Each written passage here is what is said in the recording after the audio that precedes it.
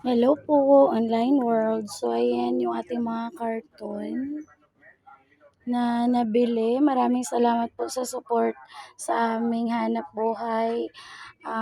Kuya Alvin Hipolito at Ate Janice Hipolito, ayan po. So, baka meron po kayong mga karton, bumibili po kami, 3 pesos per kilo po, ayan. Pumipick up po kami around Nueva Ecija kasi maulan po ngayong panahon kaya hindi po tayo lumalayo masyado. Ayun.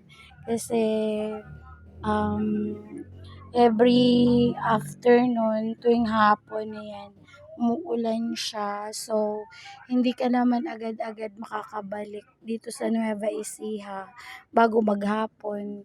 Kaya, ayun, mahaba yung biyahe, depende po sa layo ng pick up. Kaya, ayun, hindi muna tayo pumipick up sa malayo.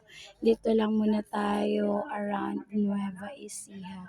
So, ayan, flex lang po namin ang aming hanap buhay. Baka meron po kayong mga karton, pumipick up po kami.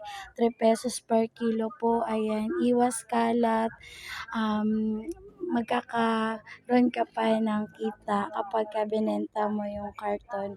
Tsaka sa mga naglilinis po ng mga bakuran, ng tahanan, ayun, bumibili din po kami ng iba't ibang uri ng mga sirang appliances, mga bakal, sirang yero, sirang mga gamit sa kusina, ganun po yung mga plastic, mga cabinet po na plastic, ayun, mga kalan, kabilang po yun sa bakal, 13 pesos per kilo po yung bakal natin.